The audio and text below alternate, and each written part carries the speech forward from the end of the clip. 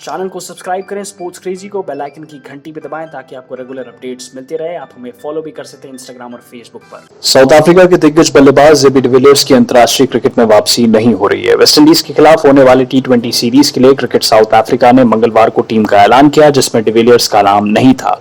इससे साफ है कि वो अंतर्राष्ट्रीय क्रिकेट में वापसी नहीं करेंगे। वहीं क्रिकेट साउथ अफ्रीका ने भी घोषणा कर दी है कि एबी डिविलियर्स अंतर्राष्ट्रीय क्रिकेट में वापसी नहीं करेंगे।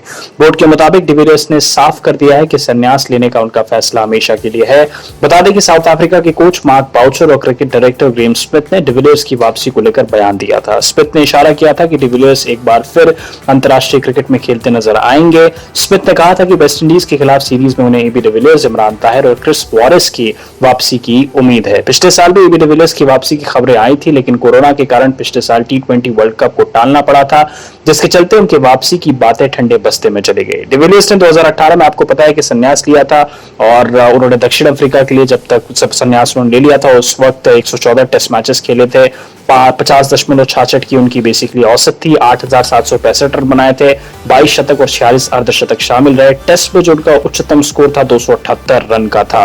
हालांकि वनडे इंटरनेशनल उन्होंने 228 खेले, 53.50 की औसत से 9,577 रन बनाए थे उन्होंने। वनडे में उनके नाम 25 शतक और 53 अर्धशतक शामिल है। अब सवाल ये उठता है कि जब एबी डिविलियर्स की वापसी की कयासें लगाई जा रही थी और मार्क बाउचर ने खुद इशारा दिया था कि डिविलियर्स जो है इस आईपीएल 2021 के बाद टी20 क्रिकेट में साउथ अफ्रीका की टीम में वापसी करेंगे, तो ऐसा क्या हुआ कि एबी डिविलियर्स की जगह जो है वो बन नहीं पाई। तो पहले तो समझते हैं कि एबी डिविलियर्स की जगह बननी चाहिए थी कि नहीं बननी चाहिए थी। बिल्कुल बननी चाहिए थी, अगर फैंस के पर्सपेक्टिव से पूछें और जिस तरीके से उन्होंने परफॉर्मेंस की, बिल्कुल बननी चाहिए थी उनकी जगह।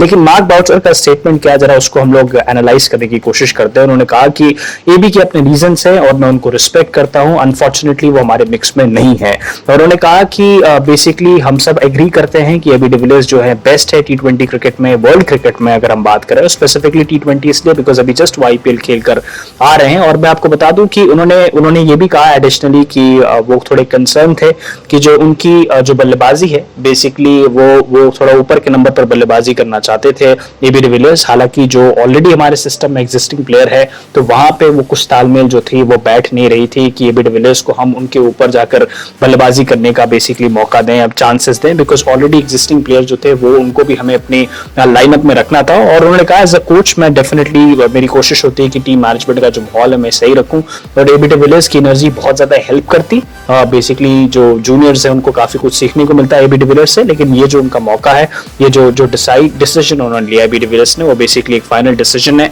अब ये भी स्टेटमेंट बहुत सारे सवाल खड़े करता है कि मार्क बाउचर ने कहा कि क्या उनको एबी डिविलियर्स को सिर्फ इस वजह से टीम में नहीं लिया गया, इस वजह से उनको लाइनअप में नहीं लिया गया क्योंकि वो ऊपर के नंबर पर बल्लेबाजी करना चाहते थे, या फिर क्योंकि अगर आप इसका प्रोस देखेंगे, प्रोस तो बहुत खतरनाक तरीके से है। प्रोस इस तरीके से है कि अगर डिविलियर्स ऊपर के नंबर पर बल्लेबाजी करते हैं तो ना सिर्फ टीम के लिए अच्छा होता टी20 क्रिकेट में, बल्कि एक एक्सपीरियंस बंदा होता और यंगस्टर को गाइड करते हुए चल रहा होता। लेकिन जस्ट बिकॉज उनको ऊपर के नंबर पर बल्लेबाजी करनी थी और वो नहीं कर पा रहे हैं, क्या ये रीजन हो सकता है? या फिर एबी डिविलियर्स की जो रिलेशनशिप है, जो current south African cricket board है उनसे अच्छी रिलेशनशिप नहीं है? हो सकता है कुछ ऐसी डिस्कशंस हुई हो साउथ अफ्रीकन क्रिकेट बोर्ड से जिसके बाद एबी डिविलियर्स ने अपना फैसला फाइनल कर लिया हो कि अब वो वापसी नहीं करेंगे। और एक चीज और आप यहाँ से रिलेट कर सकते हैं, फाफ डुप्लेसी जो उनके बड़े अच्छे दोस्त हैं और डुप्लेसिस ने भी रिसेंटली टेस्ट क्रिकेट से रिटायरमेंट अनाउंस की, लेकिन उनकी फॉर्म जो थी आईपीएल में बहुत जबरदस्त लगी थी। टी20 जो अभी वो खेल रहे थे तो ऐसा लग रहा था कि डुप्लेसिस जो है वो तो वापसी करेंगे ही करेंगे टी20 स्क्वाड में, लेकिन उनका भी नाम आया नहीं वेस्टइंडीज के दौरे के लिए।